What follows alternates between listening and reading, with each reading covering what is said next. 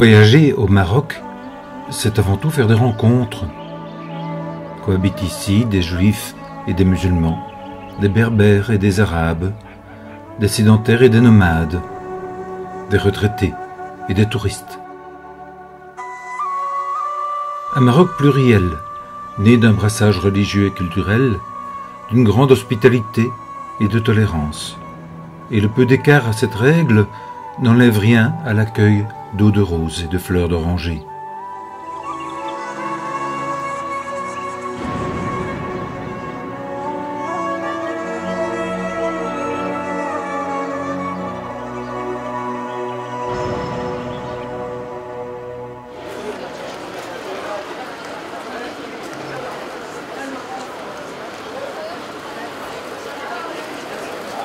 Simple carrefour caravanier il y a 1000 ans, Marrakech tire son nom du Maroc tout entier.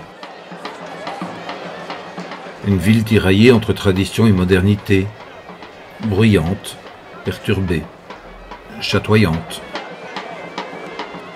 Sa place est mondialement célèbre, Jemaa El Fna, la place des morts, jadis un lieu d'exécution publique. Mais aujourd'hui, grouillante de vie, de quoi se remplir les yeux. Fascinante, dévoyée, insupportable, racoleuse, passionnante.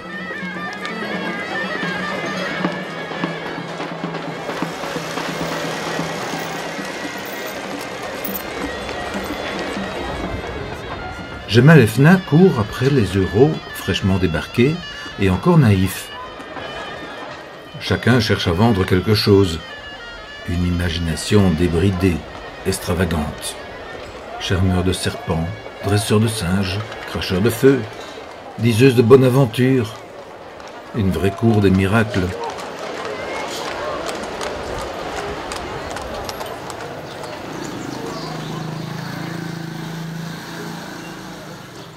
Des ruelles de la Médina s'explorent comme le Moyen-Âge, un labyrinthe de corporations au territoire défini.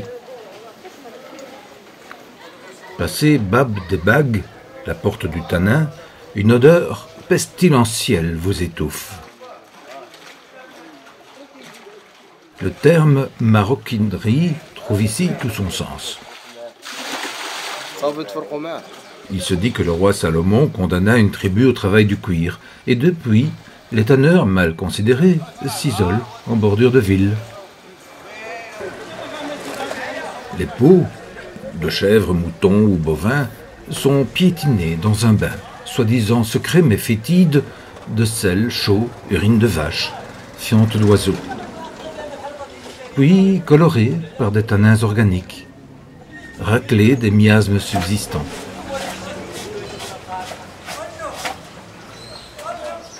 De retour au souk, je vous assure, on ne regarde plus un sac ou une babouche de la même manière.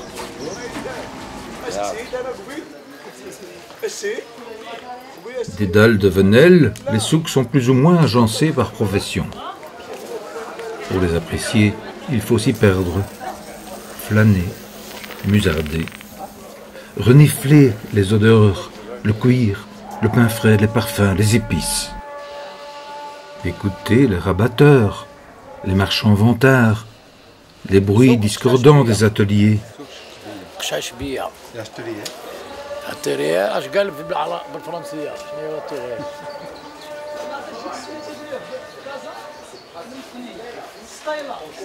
Confiseurs, bijoutiers, dinandiers, parfumeurs et les irremplaçables marchands de tapis. Vous serez vite convié au thé à la menthe, suivi d'un déroulage de kilim. Si le boutiquier est racoleur, il est rarement déplaisant. Il sait apprécier l'humour et la bonne compagnie. Alors prenez son temps. Mais s'il devient agressif ou désagréable, plantez-le sur place. Il ne quittera pas ses tapis.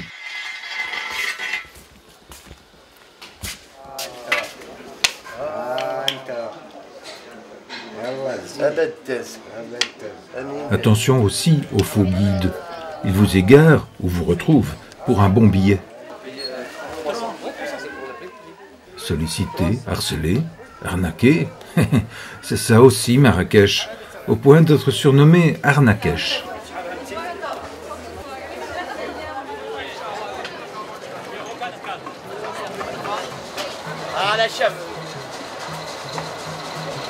Promenade vespérale sur la place Jemal el-Fna, un dernier jus d'orange, un boui-boui sur le pouce, des brochettes, des escargots, pourquoi pas.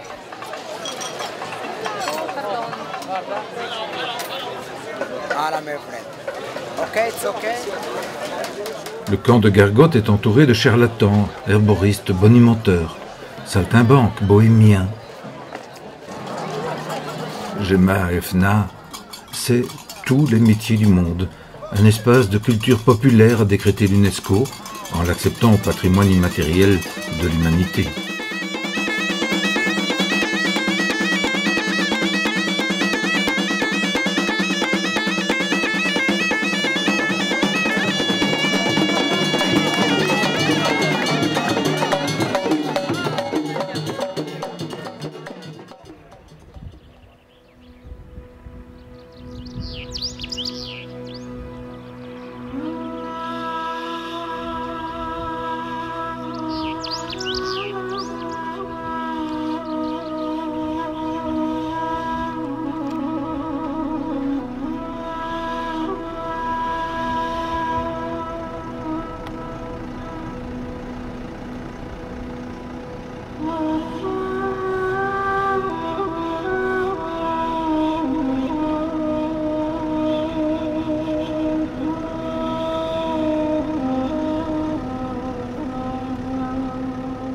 Un pays 5 étoiles, le Maroc.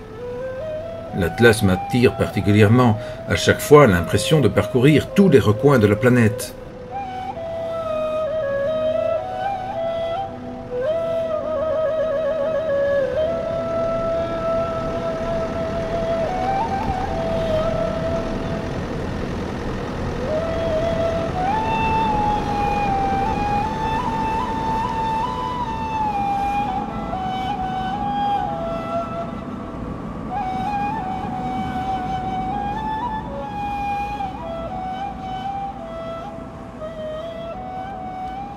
Des paysages d'une fabuleuse variété, mais dans lesquels l'histoire n'est pas de tout repos.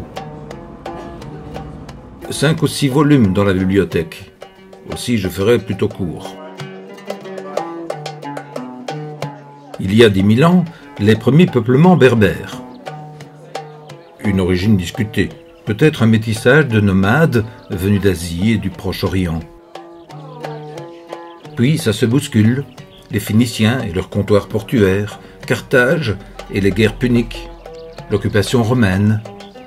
Le mot berbère, barbare en fait, vient justement des Romains. Le calendrier berbère, toujours en usage, remonte à 950 avant notre ère, à l'avènement du pharaon Sheshonq Ier, roi berbère fondateur de la 22e dynastie égyptienne dans le delta du Nil. Et oui, l'Égypte un temps a été dirigée par les Berbères, et ils en sont encore fiers.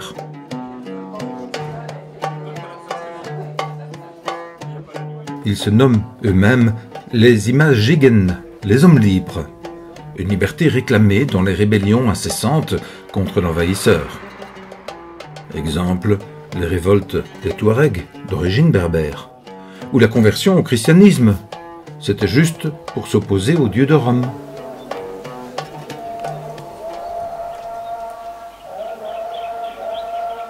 En l'an 682, invasion armée de l'islam et des Arabes.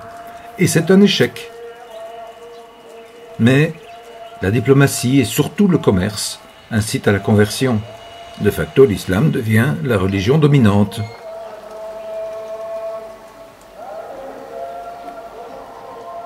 L'histoire se complique encore. Au Maghreb qui devient le Maroc, les dynasties se succèdent. La dernière, les Alaouites, des descendants directs du prophète, avec Mohamed VI, dit M6, qui réforme un peu la constitution, ce qui permet au Maroc d'échapper aux printemps arabes.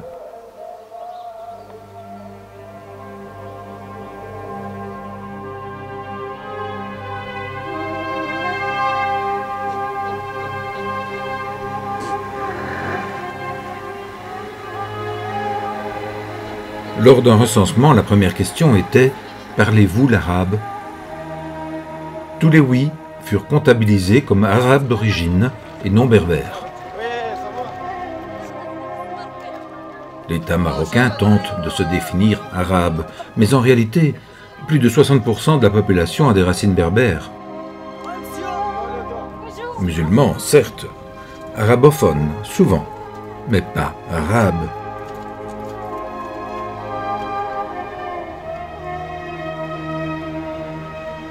Sur Internet, cependant, la langue la plus consultée est quand même le français.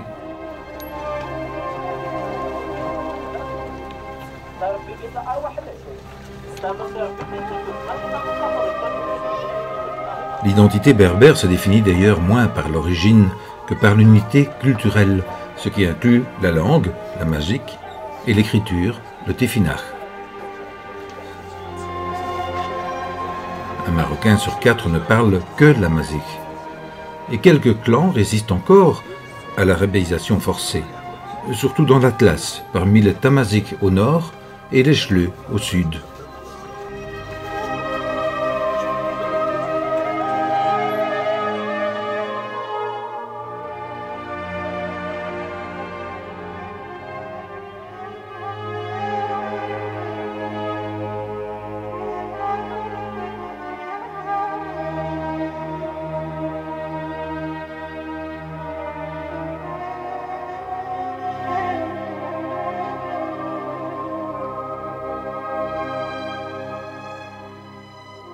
Mythologie et géologie se donnent la main pour expliquer la formation de l'Atlas.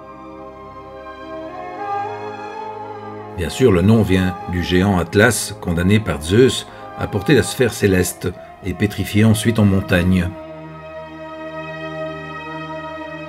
En découle également le nom Atlantique, d'océan situé aux portes du monde antique, et Atlantide, le mythe légendaire par excellence.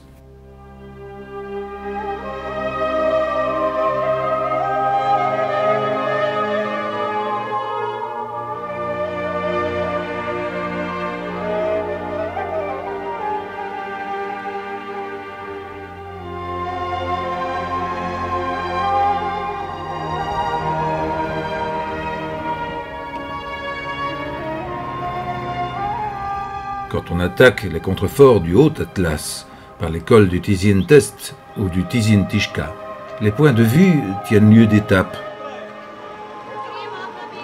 Les vendeurs de fossiles en profitent pour proposer un condensé de la paléontologie locale.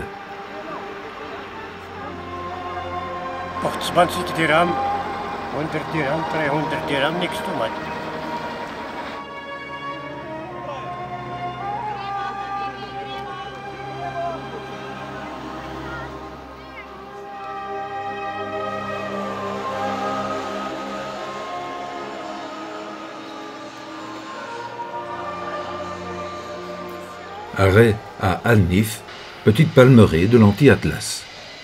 Première rencontre, Imadi, le géologue local. Moi je m'appelle Ahmadi Mohamed, c'est géologue de formation. Ça fait 16 ans que je suis installé dans mon village natal. Pour les extraire de leur gangue schisteuse, les fossiles passent sous la fraise du dentiste.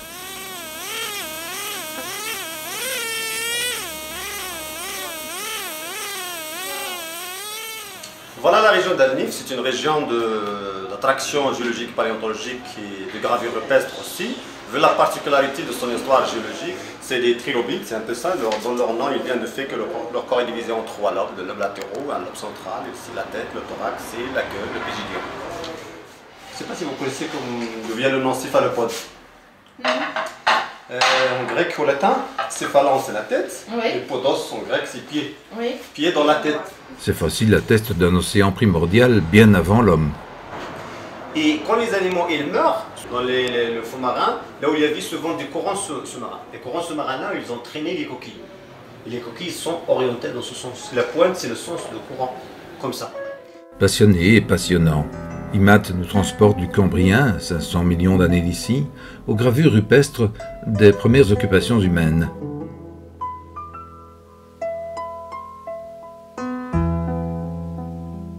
À Aït Ouazik, pas très loin d'Al-Nif, Un catalogue animalier se trouve gravé dans la roche, très stylisé, mais superbe.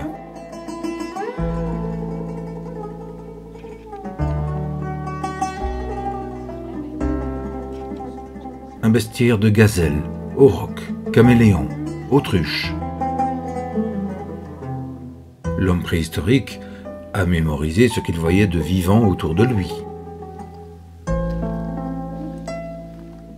Tout cela remonte à plus de 4000 ans, l'âge du bronze, lorsque les Berbères, déjà installés au nord de l'Afrique, viennent d'occuper l'Atlas.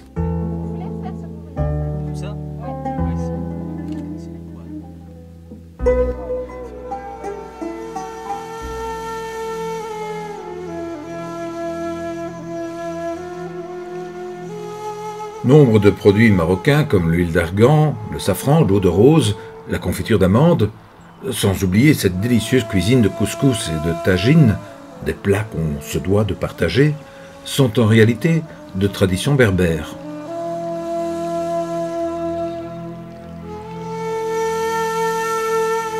Entre le Haut-Atlas et l'Anti-Atlas, la terre du Souss est minérale, striée de pierrailles, brûlée par le soleil.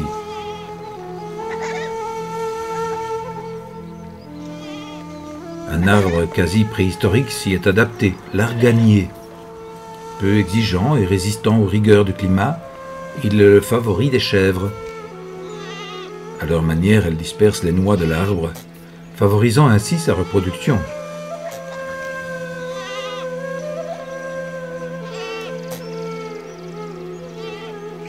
Au début, dans l'arbre, il est vert. Après, c'est le mois de mai, ça devient comme abricot, grand et jaune. Jusqu'à mois de fin juin, juillet, ça commence à être comme des dattes et ça tombe par terre.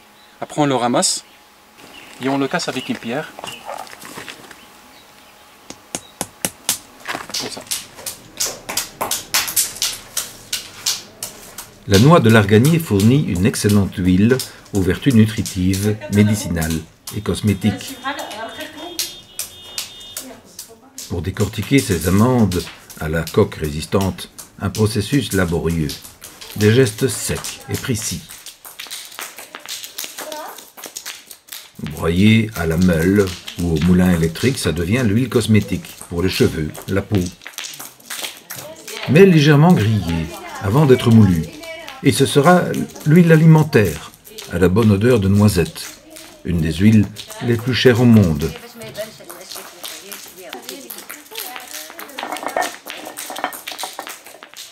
Autour de l'arganier se sont créées de nombreuses coopératives féminines. Un système cependant critiqué, car il maintient les paysannes dans une précarité saisonnière.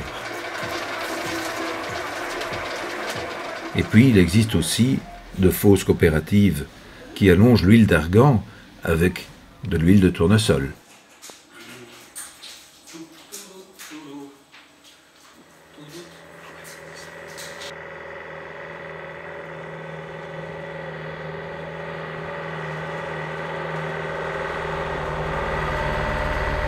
Sur les flancs de l'Atlas, Taliwin est la capitale du safran, l'or rouge des Berbères. Une épice de luxe hors de prix, et donc un produit qu'on cherche aussi à falsifier. Par exemple remplacé par du curcuma, le faux safran, ou parfois bêtement de la brique pilée. Le safran provient du crocus, un bulbe floral qui résiste au gel d'hiver et au feu de l'été. Les champs ou safranières sont jalousement camouflés dans le Piémont. D'automne, la fleur bleue se cueille à la pointe du jour. Parce que la cueillette se fait toujours au petit matin quand la fleur est fermée. Parce que si la fleur s'ouvre, elle perd l'arôme. On tire le stigmate dehors, la fleur on le jette, après on sépare, le pistil on le jette, on garde couleur rouge. Ça c'est du stigmate. Chaque fleur avec 3 filaments. Environ 150 fleurs sont nécessaires pour 1 gramme de stigmate. Conseil d'achat, le safran en filament et non réduit en poudre. Ça 100 dirhams le gramme. Ce safran aromatise délicatement le tagine. Il possède pas mal de vertus, antioxydants, analgésiques. Et puis, est-ce par hasard si le safran symbolise la couleur du désir amoureux et de la volupté?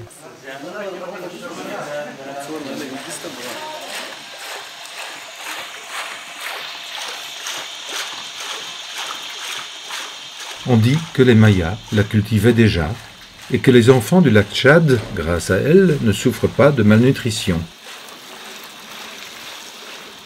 C'est la spiruline, une algue bleu-verte très riche en vitamines et minéraux. Aliment du futur, dit-on.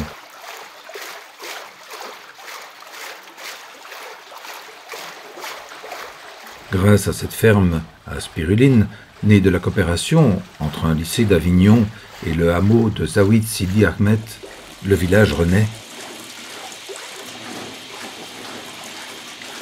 Pour avoir travaillé jadis dans un labo qui étudiait la spiruline, ce projet m'a particulièrement touché.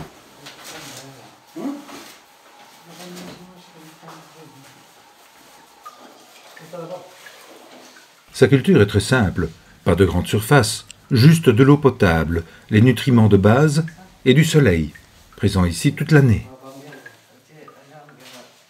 Autre avantage, comme aliment issu de la nature, la spiruline ne peut être brevetée.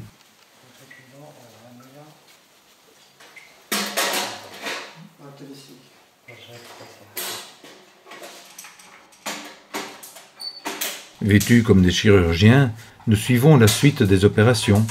Filtration, décantation, pressage de la purée d'algues jusqu'à obtenir des spaghettis et dessiccation, le tout dans des conditions d'hygiène strictes et contrôlées.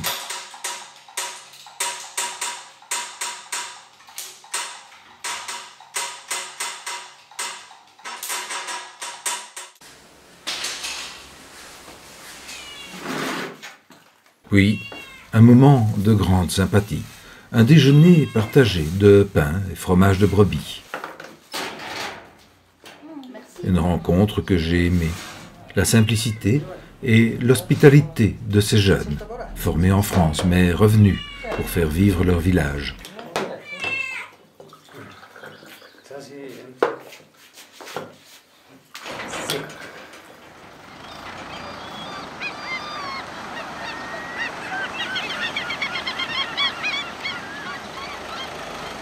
Les Berbères de la côte, eux, ne cultivent pas les algues, mais les poissons.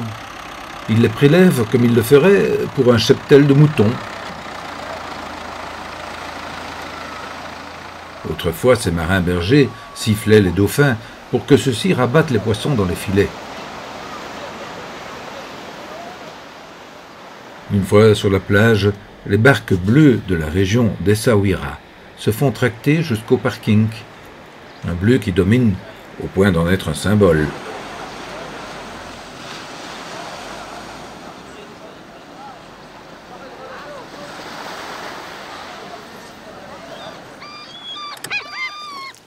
Essaouira, une ville de rempart à l'histoire mouvementée. Une position maritime convoitée dès les Phéniciens et le commerce de la pourpre. C'était aussi la porte vers l'Afrique noire. Sont passés ici les boucaniers et les corsaires, et toutes les nations d'Europe liées au trafic triangulaire de l'esclavage.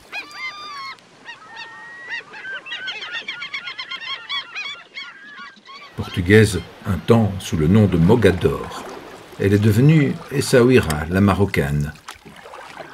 Si les fortifications rappellent Marrakech, les défenses du port sont de style Vauban.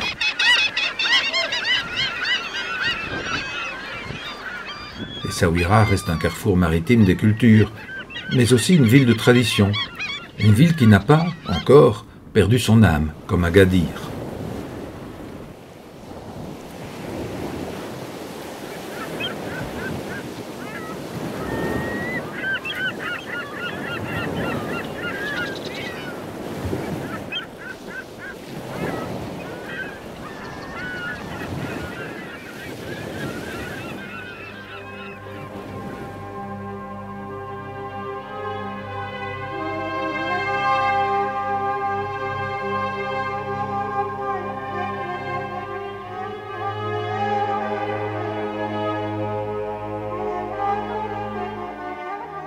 Le voyage est ma seconde patrie, un mouvement obligatoire, une exigence d'altérité, pour ne pas nourrir mon âme d'un même peintre au quotidien.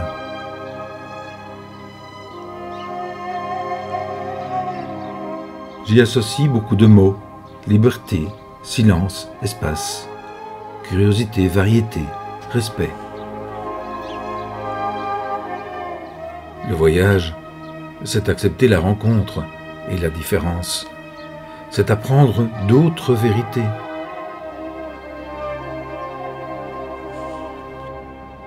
La vraie question, comment l'homme, ici et maintenant, résout-il les exigences essentielles?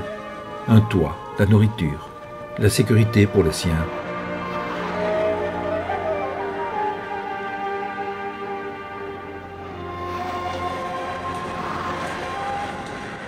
Au Maroc, on fait ce qu'on peut pour croire au Grand Sahara.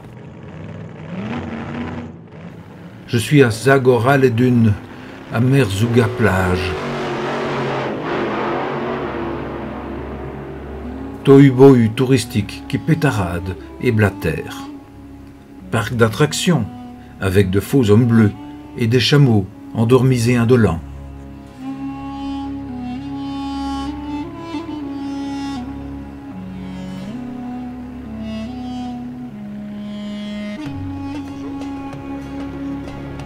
Ils connaissent le chemin, les petites bêtes, il faut pas.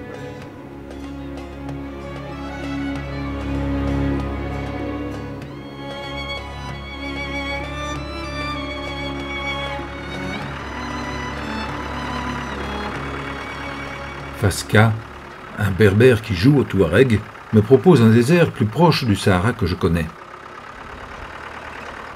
La savane fait d'abord penser au Sahel. Des bergers surveillent leurs chameaux, il y a parfois des vols. Bordant l'Algérie, cette région est réputée pour la contrebande d'armes, de cigarettes, de hashish. Mais on évite d'en parler, ça ne favorise pas le tourisme.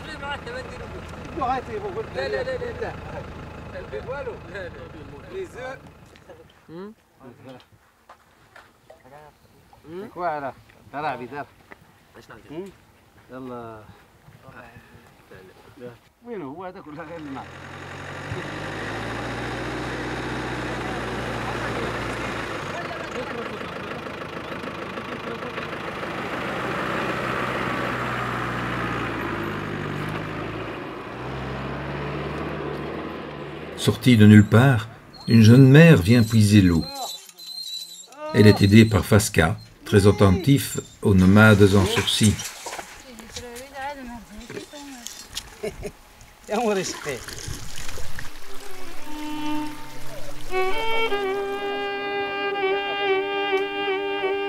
Une palmeraie, Oumlalag, l'oasis des sangsues, oasis sacrée. Sacrée pour deux raisons. Elle abrite la tombe d'un marabout et elle donne de l'eau en permanence. Le nomade, c'est un paradis pour lui ici. L'eau, c'est la vie. Mais c'est inquiétant. Il avait son linge au savon, ou y abandonner des épaves. Ne devons certainement pas sauver cette oasis.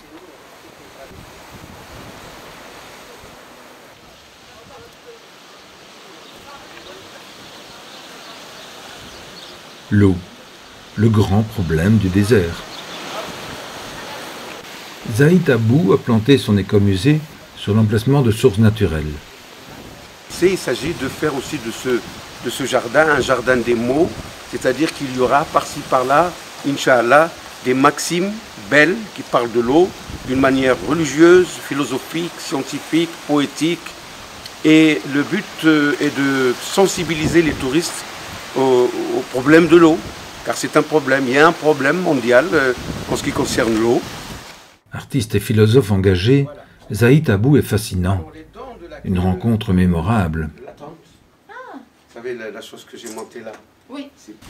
Le travail, il est fait par quelqu'un qui s'installe sur la place du village. On va l'appeler le maître de l'eau. On parle de cet objet qui est tout simple, qui est une clepsydre. Dans le dictionnaire, ça s'appelle comme ça. Alors c'est un mot grec, n'est-ce pas? La voici la clepsydre. Il s'agit d'un petit bol en cuivre trouée au fond. D'accord?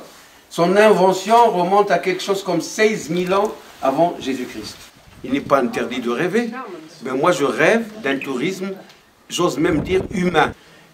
C'est-à-dire un peu de respect. Les visiteurs doivent respecter le pays qu'ils visitent et les pays qui reçoivent les touristes, les visiteurs, doivent aussi aller dans ce sens-là, c'est-à-dire celui du respect. Donc, et on peut aller comme ça vers un tourisme humain.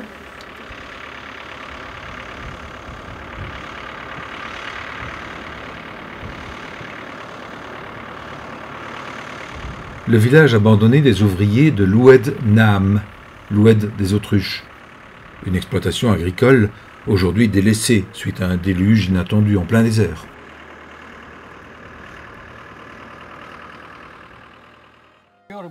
Un seul jardinier est resté. Ce vieux, de 80 ans, sec comme un pied de vigne, seul depuis plus de 20 ans.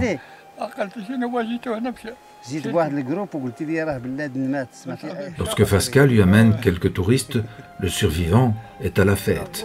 Il reçoit du chocolat. Excellent médicament, dit-il, c'est bon pour la santé. C'est bon. C'est bon pour l'estomac, pour tes malades.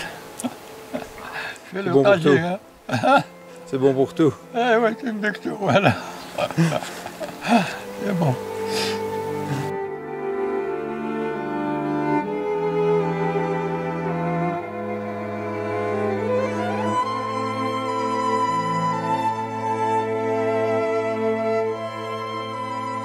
Fouler le sable, piétiner la dune, un plaisir qui tient du sacrilège.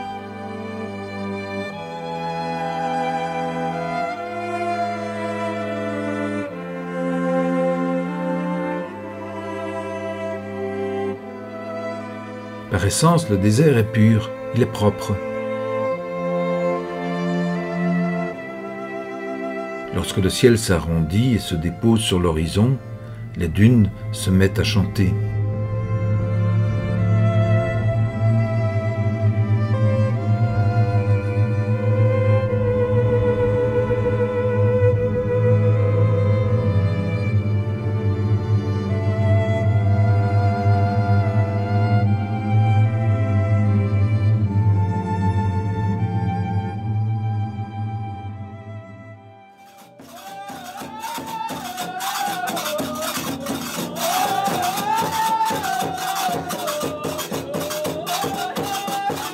À l'orée du désert, le village Khamlia héberge les Gnawi.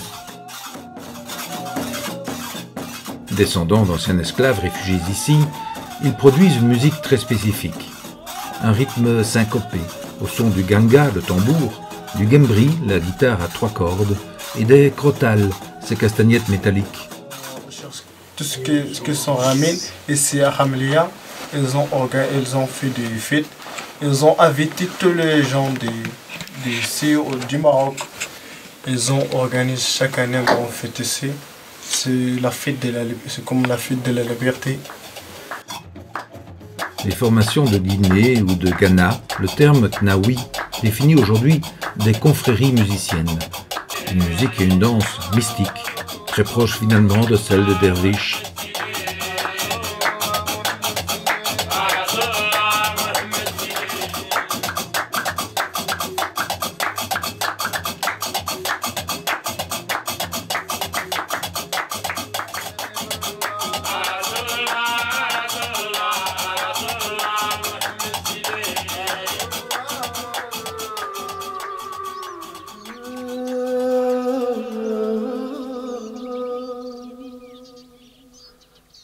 Imaginez, à peine sorti de l'enfer du Sahara, vous menez la caravane qui va traverser l'Atlas.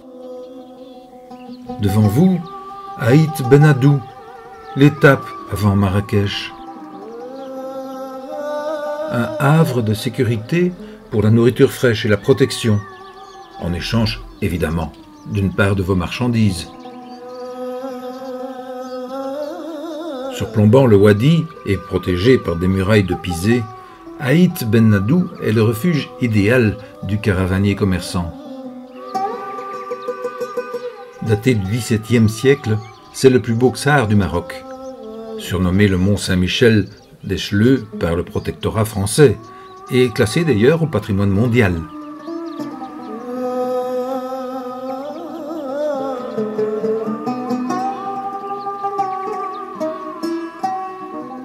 De loin, une ville compacte et secrète, sortie d'un conte fabuleux, d'un monde parallèle.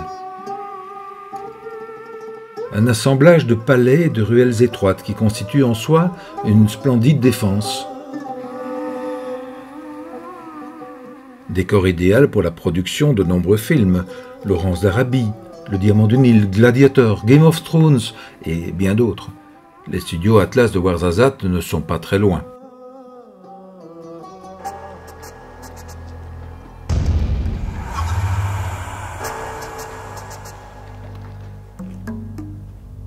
Si Hollywood s'expatrie au Maroc, c'est par souci d'économie, mais des revenus inespérés pour les habitants de cette région stérile.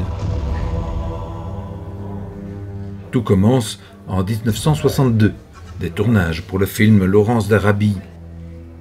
Et d'autres suivront, comme Kundun, Astérix et Cléopâtre. Mais la crise est montée jusqu'à Ouarzazate. Les studios sont en panne de commandes. Les figurants font triste figure. Comme souvent, la vérité est en trompe-l'œil, derrière les façades, le faux décor. Ça pose problème parce que les gens qui peuvent travailler, c'est les gens étrangers. Et les gens qui locaux, ils ont travaillé comme figurants, oui. Ok, merci beaucoup. De rien.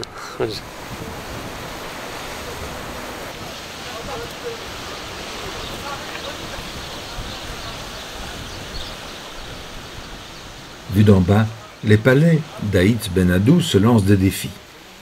Un effet qui renforce le caractère souverain et dominateur du lieu.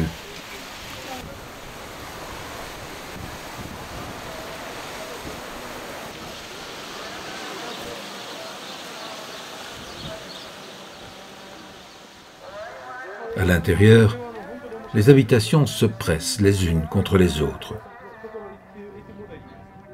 Peu de familles y résident encore, mais rassurez-vous, les marchands de tapis sont bien présents. Une survivance de la vocation de comptoir commercial. Aït Ben Haddou se trouve sur la piste d'échange Marrakech-Tombouctou.